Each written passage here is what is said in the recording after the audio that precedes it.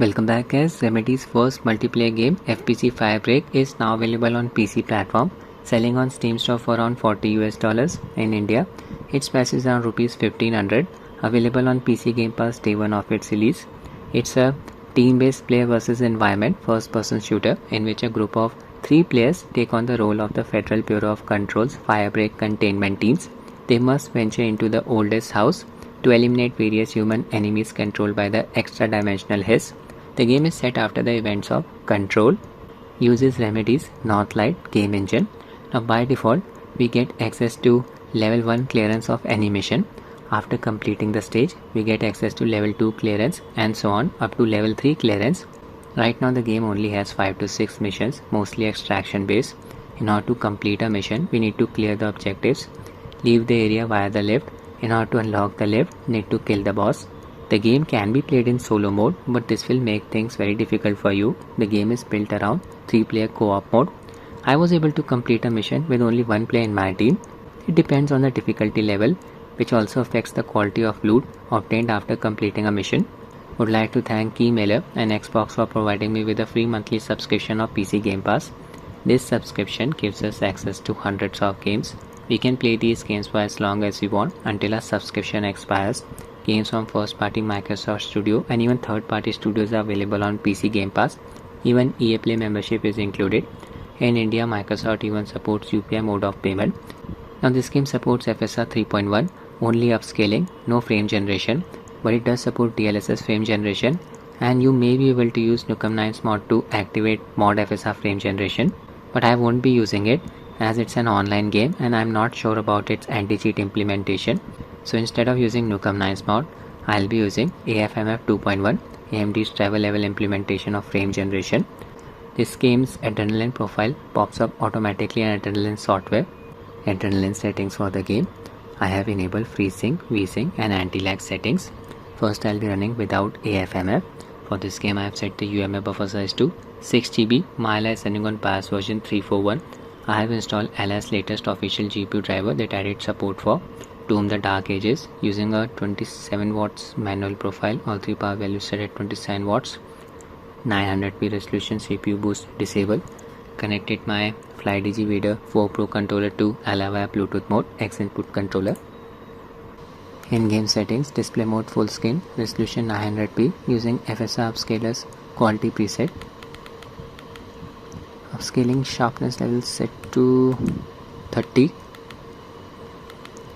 No FPS cap applied, VSync disabled. First I'll run the game using the low preset. Disable post-processing effects like motion blur and film grain. Ray tracing off, of course. Using Adrenaline's performance overlay to show you the performance metrics. These are the jobs that are available right now.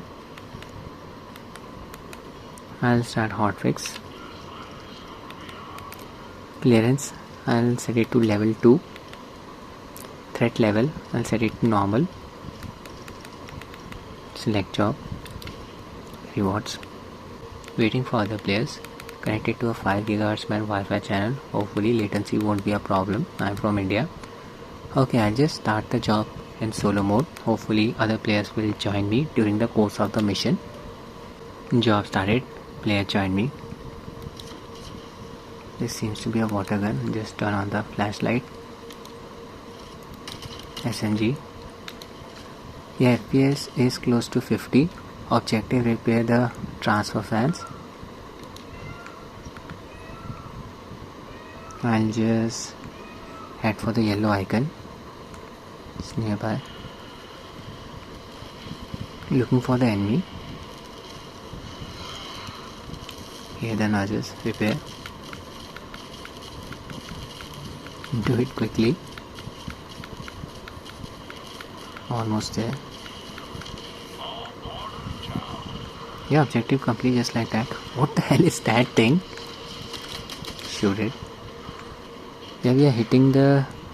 Beg your pardon, we are not hitting the GPU bottleneck, so the game's performance here is limited by the single core CPU performance. FPS is staying close to 50 with a few hitches, maybe due to my internet connection.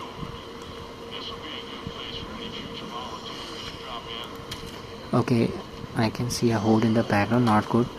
Wanted to increase the settings to medium. Look at these creatures running straight towards me. 40 FPS here. Still not hitting the GPU bottleneck. Interesting. CPU side limitation. Yeah, I had to reload. Another player has joined. Make things easier for me. Okay, I'll quickly switch to the medium preset. Video settings, preset set to medium. Resume the game. The FPS is still close to 40. Oh no, the other player is AFK. This is not good. I'm low on HP. Won't survive for long. Yeah, this guy is dousing the fire. That's good. Okay, I'll just enable AFMF now. FPS without it stays within a range of 40 to 45. Not good. Hearing weird noises. Can't pause the game.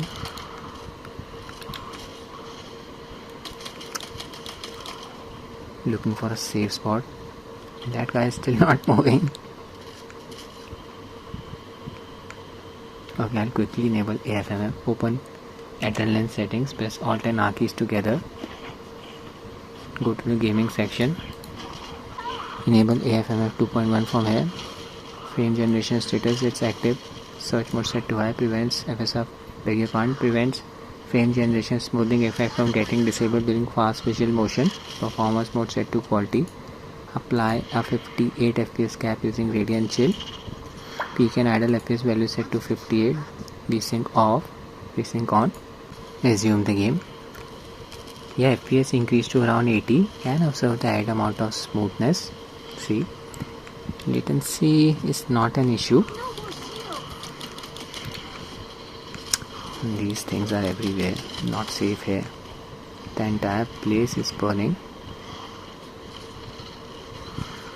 Joining my teammate.